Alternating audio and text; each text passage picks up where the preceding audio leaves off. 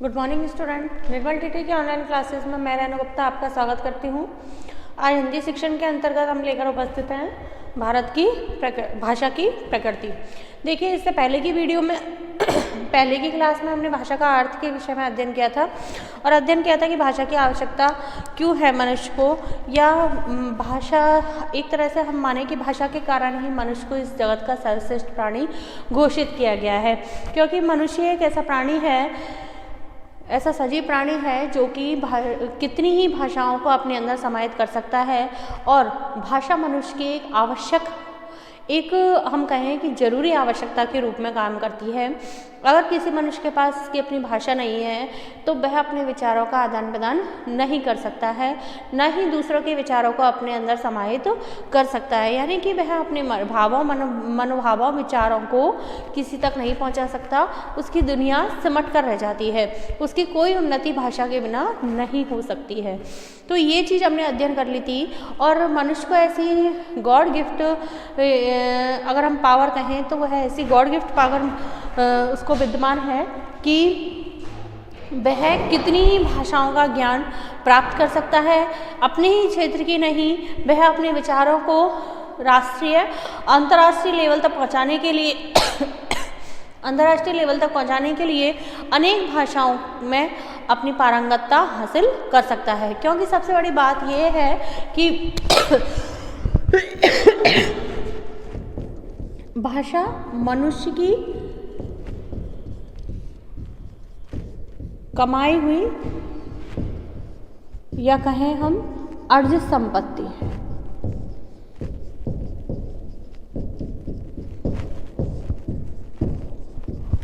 ना कि जन्मजात। ये जन्मजात संपत्ति के रूप में हमारे पास नहीं आई है, यह हम अर्जित संपत्ति या कमाई हुई जिसे हम कहते हैं उपार्जित संपत्ति, यानी मनुष्य भाषा को ग्रहण करता है, अर्जित करता है अपनी मेहनत के द्वारा। वह उसका अनुकरण करता है। प्रारंभ में वह मातृभाषा सीखता है तो अपने माता पिता की भाषा का अनुकरण करता है, उससे उसके शब्द भंडार में वृद्धि होती है। उसके बाद जब वह विद्यालय जाता है तो वहाँ भिन्न भिन्न व्यक्तियों, भिन्न भिन्न बालकों से उसकी मुलाकात होती है, भिन्न भिन्न संस्कृतियों के वह संपर्क में आता है, भिन्न भिन्न प्रदेशों के लोगों के विभिन्न संपर्क में आता है। इट मीन्स वह बहुत सारी भाषाओं के शब्दों के संपर्क में आता है। वहाँ गुरुजनों की भाषा के संपर्क में भी वह आता है और वहाँ से अपने ज्ञान क्षेत्र में वृद्धि करता है।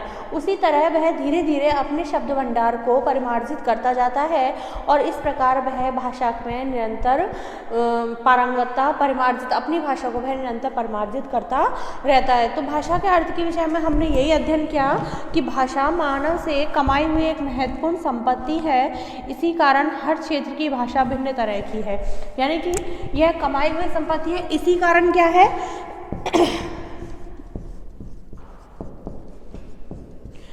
हर क्षेत्र की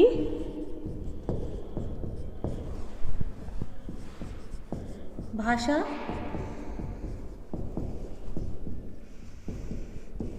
भिन्न होती है, यानी प्रत्येक क्षेत्र की भाषा समान नहीं होती। हर क्षेत्र की भाषा इसीलिए बदल जाती है। हम कहते हैं घाट घाट पर पानी बदले और पग पग पर वाणी। वो वाली बात है कि व्यक्ति जितने ही लोगों के संपर्क में आता है उतने ही शब्दों को वह ग्रहण करता है और उसी भाषा को वह ग्रहण करता हुआ चलता है। जैसे अगर हम कहें एक श शब्द है, जैसे से शब्द है, हमारे यहाँ इसको से बोलते हैं, जबकि हमारे ही राजस्थान में पश्चिमी प्रदेशों में इस से को क्या उच्चारित करते हैं, तो जिसको हम सिंधु कहेंगे उसको हम ये क्या कहेंगे, हिंदू,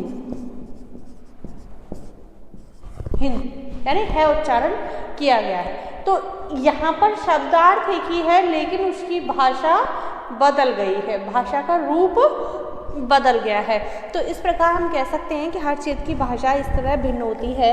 ऐसा अवश्य होता है कि कुछ भाषा अधिक समृद्ध विकसित या कुछ कम समृद्ध और कम विकसित होती हैं। देखिए, हम ये नहीं कह सकते कि हर भाषा अपने आप में समृद्ध होती है। कुछ क्षेत्रों में कुछ भाषाएं ऐसी होती हैं जो बहुत बड़ी क्षेत्र विशेष में बोली जाती हैं, जिनमें साहित्यिक रचना हो चुकी होती है या उसका क्षेत्र इतना व्यापक होता है कि वहाँ वह ज़्यादातर जगह पर बोली जाती है।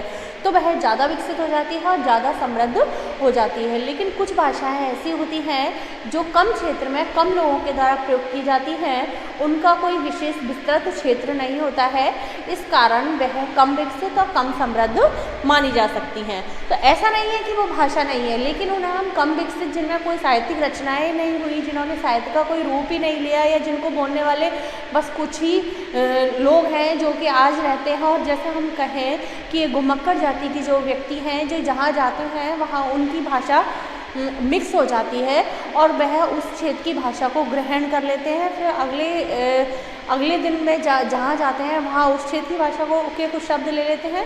इस तरह से ये कम विकसित और कम समृद्ध भाषी लोग कहलाते हैं और इनकी भाषा भी कम विकसित कहलाती है। समृद्ध व विकसित भाषाओं का रूप जरूर निश्चित और अविकसित व कम समृद्ध भाषाओं का रूप अनिश्चित होता है। कुछ भाषाएं तो इतनी कम प्रचलित है कि उनकी अपनी कोई लिपि ही नहीं है। कुछ भाषाएं तो ऐसी होती हैं जैसे जो भाषा समृद्ध हो जाती है और विकसित हो जाती है, जिनको बोलने वाले व्यक्ति काफ़ी अधिक होते हैं, उनकी तो लिपि का निर्माण हो जाता है और लिपि का निर्माण होने के साथ ही उसमें साहित्यिक रचनाएं होने लग जाती हैं। उन्हें उनके द्वारा प्रयुक्त शब्दों को एक मानक दे दिया जाता है। लेकिन कम विकसित और अनिश्चित कुछ भाषाएं तो इतनी कम विकसित होती हैं कि उनकी कोई लिपि ही नहीं होती। कम विकसित होती हैं कि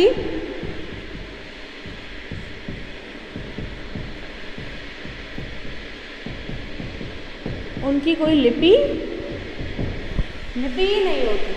कोई लिपि नहीं होगी जब तक उनके शब्दों को मानक प्रदान नहीं किया जाएगा और मानक प्रदान नहीं किया जाएगा तो वह भाषा पूरी तरह से अनिश्चित भाषा की श्रेणी में आ जाएगी, जिनकी वजह से उनका कोई साहित्यिक रूप नहीं है। आदिवासियों की भाषा इस श्रेणी में आती है।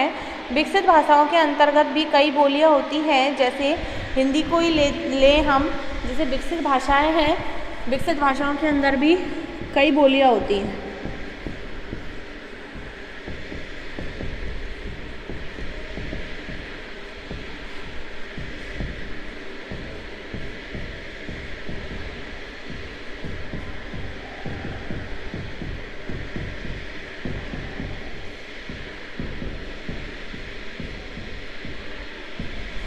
विकसित भाषाओं के अंदर भी कई बोलियां होती हैं, जिनमें क्या है, कई बोलियां होती हैं। जैसे हिंदी को ही अगर हम लें तो हिंदी अपने आप में एक विकसित भाषा है। हिंदी को ही ले तो इसकी जो कई बोलियां हैं वो मगही है, भोजपुरी है, राजस्थानी है, मगही है, भोजपुरी है, छत्तीसगढ़ी है,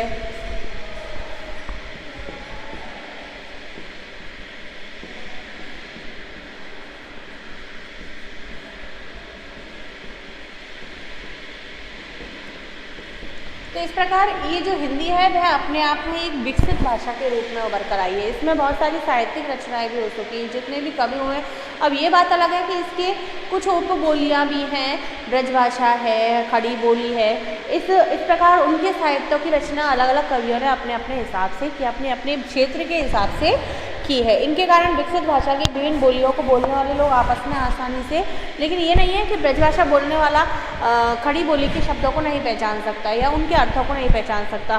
तो इस कारण ये होता है कि आपस में बोलने वाले अपने विचारों से, एक दूसरे के विचारों से सहमत हो जाते हैं, जान पहचान वे कर लेते हैं। जगत में कुछ ऐसे भी प्रदेश हैं जहाँ काफ़ी ज़्यादा भाषा में भिन्नता है, जैसे लैटिन अमेरिका का प्रदेश, यहाँ कई से भाषाएं बोली जाती है। कुछ प्रदेश ऐसे भी हैं जहाँ, जैसे अब हम तो कहें कि हम हिंदुस्तानी हैं और हमारी एकमात्र भाषा है हिंदी, तो हिंदी की कई बोलियाँ में प्रचलित हो सकती हैं, लेकिन कुछ प्रदेश ऐसे भी हैं जहाँ पर कई भाषाएं प्रचलित हैं। कुछ प्रदेश ऐसे भी हैं जहाँ काफ़ी ज़्यादा भाषा भिन्नता है।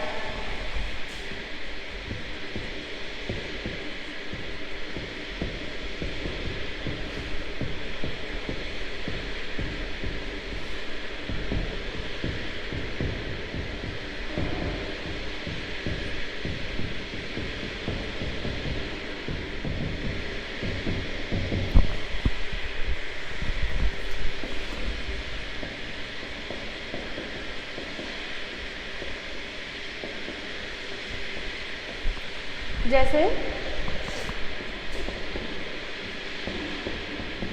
लैटिन अमेरिका प्रदेश,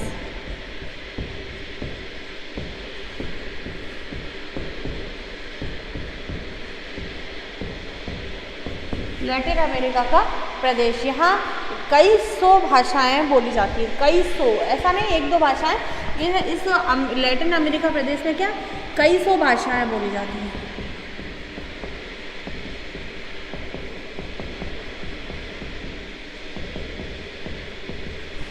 कई सौ भाषाएं बोली जाती हैं। स्वाहिली यहाँ की सबसे अधिक प्रचलित विकसित भाषा है। इस क्षेत्र में विचारों के आदान प्रदान के लिए लोग न्यूनतम 2 भाषाएं सीखते हैं। अपने भारत में भी भाषा विविधता कुछ कम नहीं है, लेकिन हिंदी सबसे समृद्ध और विकसित भाषा है। उसकी लिपि देवनागरी। देखिए यहाँ पर स्वाहिली सबसे विकसित और समृद्ध भाषा है। किसकी? लैटिन अमेरिका की स्वाहिली भाषा है विकसित और समृद्ध। यहाँ के लोग अधिकतर अपने विचारों का आदान प्रदान करने के लिए, भाषा को समृद्ध बनाने के लिए 2 भाषाएं सीखते हैं। कितनी? 2 भाषाएं सीखते हैं यहाँ के लोग। लेकिन अब हम बात करें लैटिन अमेरिका की, तो यहाँ पे हमने बता दिया कई सौ भाषाएं प्रचलित हैं और उनमें से सबसे विकसित और समृद्ध भाषा है स्वाहिली।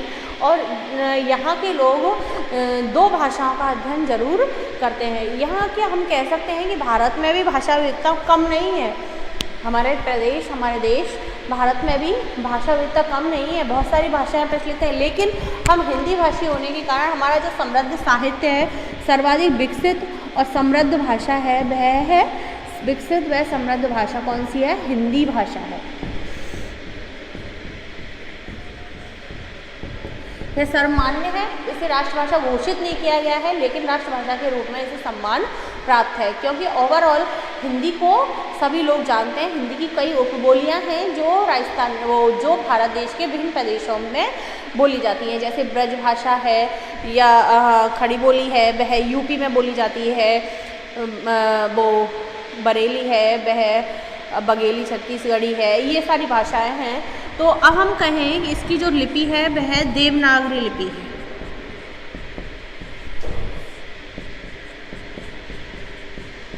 हिंदी की जो लिपि है वह कौन सी है? सर्वमान्य लिपि देवनागरी लिपि है जो कि अपने आप में सरल है और सुबोध है, जिसका अध्ययन या जिसके शब्दों को सभी व्यक्ति आसानी से समझ सकते हैं। क्या है ये? सरल है और सुबोध है, आसानी से जानी जा सकने वाली भाषा है। कई दृष्टिकोण से भाषा का मानक निरूपण किया जा सकता है। समाजशास्त्री भाषा को सामाजिक लेन देन का साधन मानते हैं। भाषा का मानक निरूपण किया जा सकता है। समाजशास्त्री जो होते हैं भाषा को सामाजिक लेन देन का साधन मानते हैं। वस्तुतः यह विनिमय मुख्य रूप से विचारों का होता है। जो समाजशास्त्री होते हैं, समाजशास्त्री जो होते हैं वह क्या करते हैं?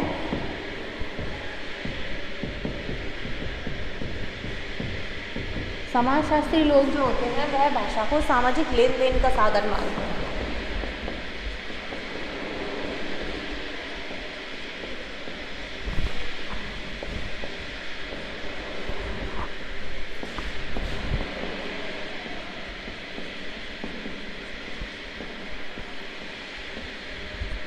सामाजिक लेन देन का साधन मानते हैं। लेकिन वास्तव में क्या होता है?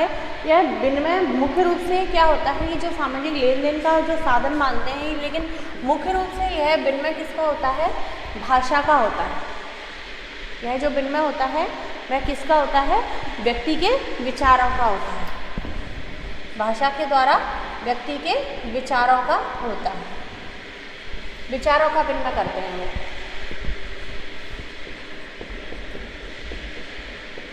भाई कोई व्यक्ति समाज का हो, चाहे वह बाजार का हो, चाहे किसी देश का हो, चाहे अंतर्राष्ट्रीय राष्ट्र का हो, चाहे अंतर्राष्ट्रीय लेवल का हो, सभी व्यक्ति आपस में एक दूसरे के विचारों का जब आदान प्रदान करेंगे तभी वह एक दूसरे के विचारों से सहमत हो पाएंगे और तभी समाज का जो व्यापार है वह अपने लेवल पर आगे बढ़ेगा। समाज भी उसके अकॉर्डिंग ही उन्नति करेगा, समाज का विकास भी उसी के अकॉर्डिंग होगा।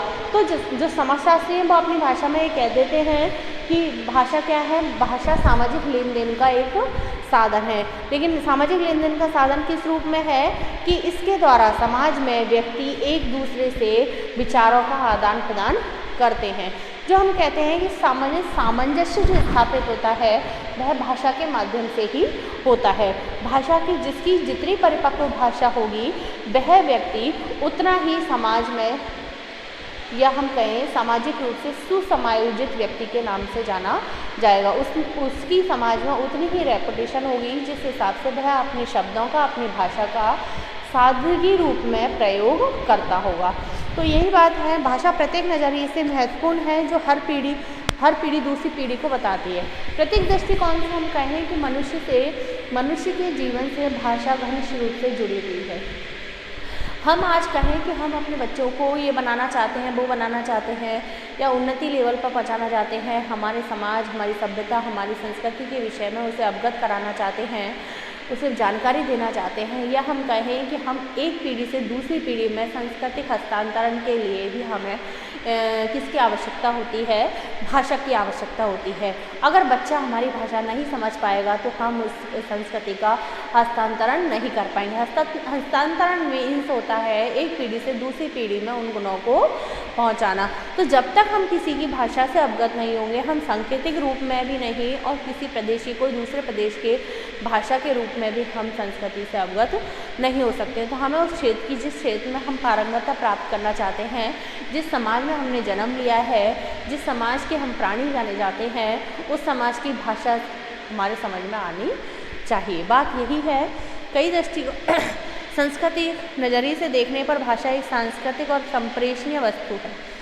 सांस्कृतिक नज़रिए से मैंने बोल दिया, सांस्कृतिक नज़रिए से देखने पर भाषा एक संप्रेषणीयता और सांस्कृतिक वस्तु है। सांस्कृतिक और संप्रेषणीय वस्तु है। भाषा द्वारा ही एक पीढ़ी अपनी संस्कृति अगली पीढ़ी को संप्रेषित कर सकती है। यानी कि हम अगर चाहें कि हमारे बालक हमारी संस्कृति से परिचित हों, हमारी संस्कृति को आगे तक ले जाएं, हमारी संस्कृति में वह पारंगतता हासिल करें, तो वह किसके द्वारा संभव है, वह भाषा के द्वारा ही संभव है। बिना भाषा को परिपक्व हुए हम उन्हें अपनी पीढ़ी के गुण प्रदान नहीं कर सकते, क्योंकि यह कोई जन्मजात प्रवृत्ति नहीं है कि हमने अगर बच्चे को जन्म दिया है तो बच्चे को हमारी भाषा आएगी, ऐसा कोई पॉसिबल नहीं है। वह हमारे अनुकरण द्वारा हमारी भाषा सीख लेता है और इसका हमें अंदाज़ा नहीं होता है। लेकिन वास्तव में उसे उस भाषा में पारंगतता प्राप्त करने के लिए उसे साहित्य को पढ़ने की आवश्यकता होगी। वह केवल और केवल मातृभाषा के बल पर आगे नहीं बढ़ सकता है। तो अपनी संस्कृति भारत की हर पीढ़ी दर पीढ़ी सामाजिक आयाम को एक सूत्र में जोड़ती है। भाषा सांस्कृतिक चेतना का दूत है। सबसे महत्वपूर्ण बात यह है कि भाषा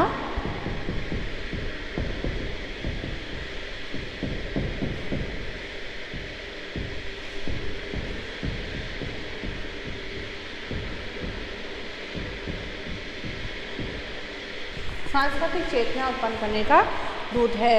व्यक्तियों में जागरूकता कैसे उत्पन्न होती है, जब वह भाषा के शब्दों को, उनके गूढ़ अर्थों को समझ पाते हैं।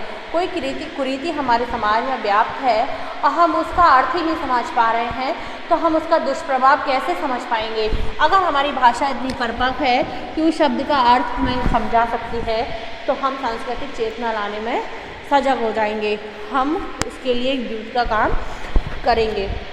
यह केवल संस्कृति की बाहिरी की नहीं बल्कि संरक्षिका भी है। यानी कि यह केवल संस्कृति को एक पीढ़ी से दूसरे पीढ़ी में पहुंचाने वाली बाही की नहीं है, ले जाने वाली ही नहीं है, बल्कि वह उस संस्कृति की संरक्षिका भी है। संरक्षिका कैसे है कि जिस संस्कृति को हमने अपनाया है वह आगे तक जीवित रहे।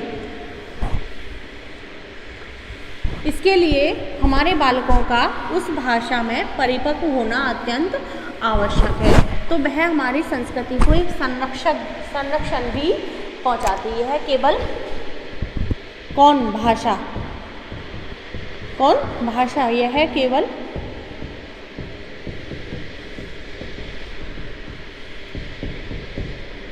संस्कृति की वाहिका ही नहीं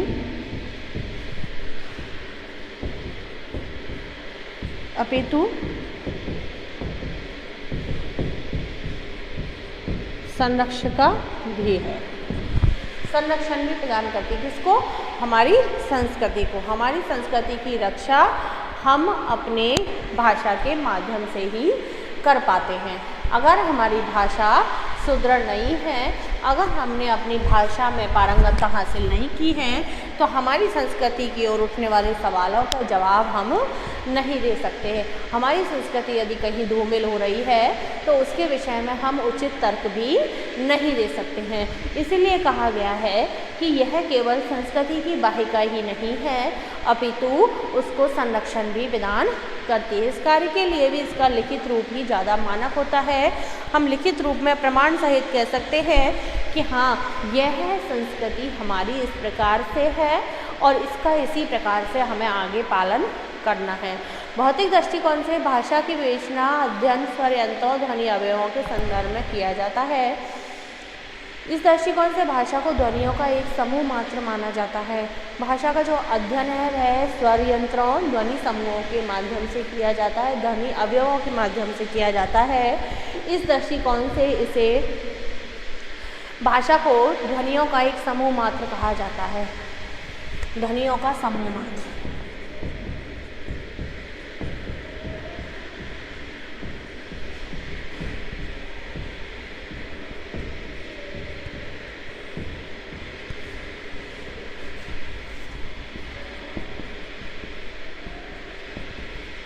भाषा को क्या कहा जाता है?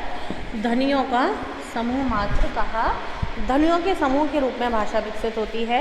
अतः पूर्ण विश्वास के साथ यह कहा जा सकता है कि भाषा एक ध्वनि संकेत है जिसके द्वारा सामाजिक मानव अपने भाव और विचारों का आदान प्रदान करता है। अतः कहा जा सकता है कि भाषा क्या है? ध्वनियों के रूप में आगे बढ़ती है। भाषा एक ध्वनि संकेत है जिसके माध्यम से व्यक्ति अपने विचार सामाजिक रूप में समाज में अपने विचारों का आदान प्रदान करता है।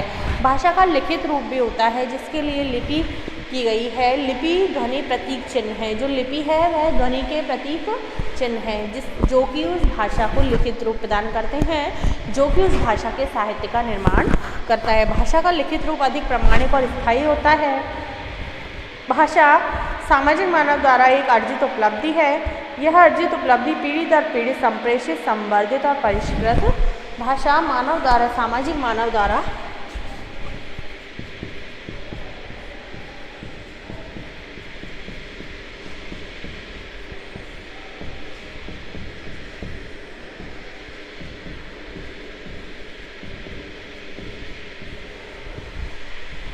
भाषा सामाजिक मानव द्वारा अर्जित उपलब्धि है।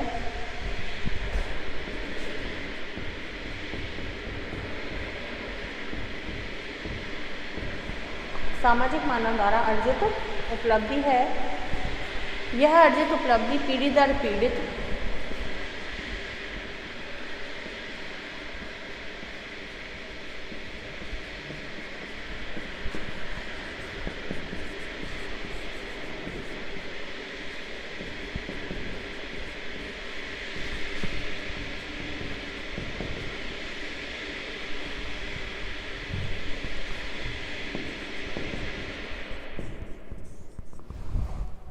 यह अर्जित उपलब्धि पीढ़ी दर पीढ़ी संप्रेषित, संवर्धित और परिष्कृत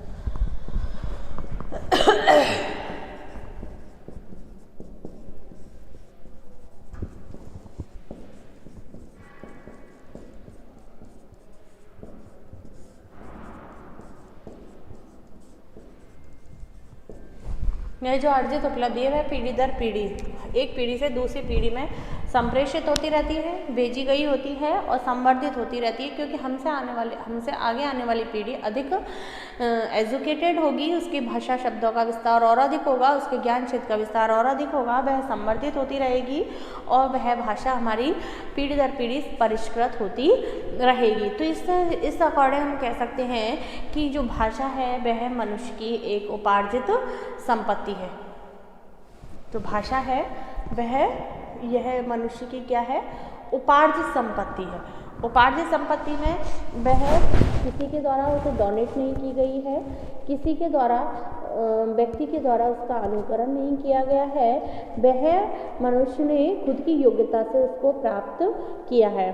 और जैसा कि मैंने शुरू में ही बताया कि मनुष्य किसी एक भाषा का ज्ञाता नहीं होता है, मनुष्य को गॉड के द्वारा ऐसी पावर मिली हुई है कि वह जितने ही प्रदेशों में भ्रमण करता है उस प्रदेश के कुछ शब्द अपनी भाषा में अर्जित करने की कोशिश करता है। यहाँ तक कि कई बार ऐसा होता है कि हर व्यक्ति उस प्रदेश की पूरी भाषा का ज्ञान अपने अंदर समाहित कर लेता है, उसमें बोलना चालना, विचार विनिमय करना, उसके गूढ़ अर्थों को समझना, उसमें यहाँ तक कि वह उस दूसरी भाषा में भी इतना परिपक्व हो जाता है कि वह उस दूसरी भाषा में भी साहित्यिक रचना कर लेता है। जैसे कई कवियों ने कई भाषाओं में अपने साहित्य का परिचय दिया है। वहाँ के तमिल, तेलुगु, बंगाली, असमिया इस प्रकार से उन्होंने अनुवाद किया है। कईयों ने हिंदी के ग्रंथों का अंग्रेजी में अनुवाद किया है। अंग्रेजी के ग्रंथों का जैसे हम कहें रामायण है हमारी, जो हमारा एक संस्कृत, इसका जो मूल रूप है वह वैदिक संस्कृत है, लेकिन इसका रामचरितमानस के रूप में लौकिक संस्कृत में भी अनुवाद किया जा चुका है। बंगाल में भी रामायण लिखी जा चुकी है। तमिल, तेलुगु में भी रामायण का अनुवाद हो चुका है। तो इस तरह वहाँ के लोगों ने हमारी जो मूल रामायण है उसका भी अनुवाद कर लिया। यानी बहुत सारे ग्रंथ ऐसे हैं जिनका भिन्न भिन्न भाषाओं में अनुवाद हो गया है। भिन्न भिन्न कवियों की भाषाएं ऐसी हैं जिन्होंने एक से अधिक भाषाओं का ज्ञान प्राप्त कर लिया है। जिन कवियों ने उन्होंने भिन्न भिन्न भाषाओं में अपने साहित्य की रचना की है। वर्तमान समाज, वर्तमान परिस्थिति, वर्तमान भावों को देखते हुए उन्होंने अपने साहित्य की रचना की है और उन्होंने पीढ़ी दर पीढ़ी अपनी संस्कृति और सभ्यता को परिष्कृत करने का प्रयास किया है। इस तरह से हम कह सकते हैं कि भाषा सांस्कृतिक चेतना का एक द्यूत है। द्यूत का मतलब होता है कि वह पीढ़ी दर पीढ़ी, एक पीढ़ी से दूसरी पीढ़ी में सांस्कृतिक चेतना को उजागर करता रहता है।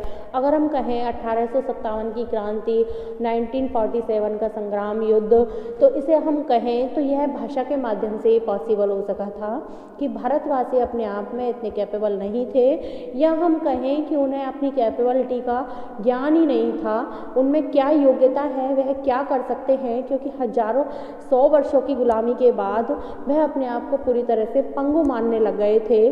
तो हम कहें कि जो सुभद्रा कुमारी चौहान की कविता है महारानी लक्ष्मीबाई के लिए, खूब लड़ी मर्दानी वह तो झांसी वाली रानी थी, बुंदेले हर बोलों के मुँह लिखी हुई कहानी थी। तो वो शब्द ऐसे हैं कि वह शब्द भारतवासियों के सीने में आग की तरह चुभते हैं और एक उत्साह की तरह बाहर निकलते हैं। तो हम कहें कि ब्रिटिशों से मुक्ति दिलाने का कार्य भी जिसका है, भाषा का है।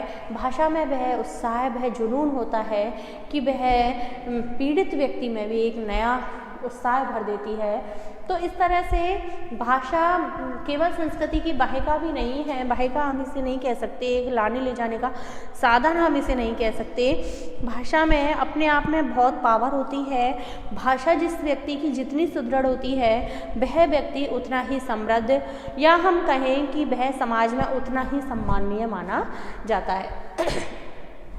जिस व्यक्ति को बोलना नहीं आता, जिस व्यक्ति ने किताबी ज्ञान तो बहुत प्राप्त कर लिया है, लेकिन जो व्यक्ति अपने विचारों को दूसरे व्यक्तियों तक नहीं पहुंचा सकता, इसमें वह सक्षम नहीं है, वह व्यक्ति कुछ भी नहीं कर सकता। जिसके पास अपनी खुद की भाषा नहीं है, जिसमें भाषा की या शब्दों को तोड़ मरोड़ कर प्रयोग करने की कला नहीं आती है, जिस व्यक्ति को अपने विचारों को रिप्रेजेंट करना नहीं आता है, अपने विचारों से, अपनी भाषा से वह किन्हीं दो व्यक्तियों को सहमत नहीं करा सकता है, तो यह उसकी कैपेबिलिटी नहीं है।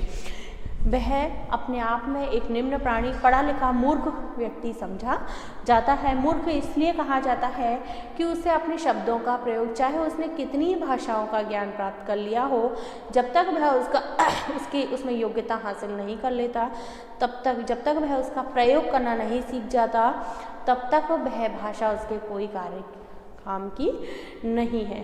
तो यह अत्यंत आवश्यक है कि व्यक्ति को समाज में और यहाँ तक कि देश में और हम कहें, क्योंकि देखिए हमारे देश में जो महापुरुष हुए थे स्वामी विवेकानंद, उनके पास कुछ भी नहीं था, यानी कि कुछ भी क्या, वो व्यापार करने नहीं गए थे धर्म युद्ध में, वो तो केवल और केवल अपने विचारों से विदेशियों को ये कहें कि सहमत करवाने गए थे।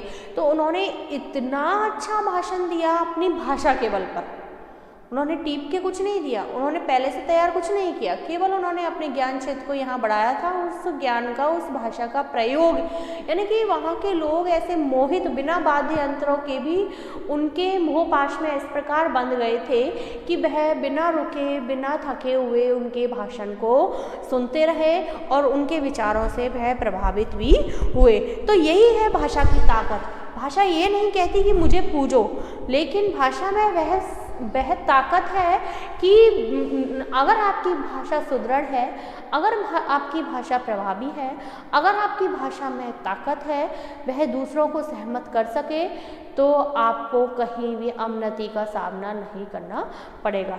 ये तो भाषा का डिटेल में अर्थ, अब हम कल पढ़ेंगे। धन्यवाद।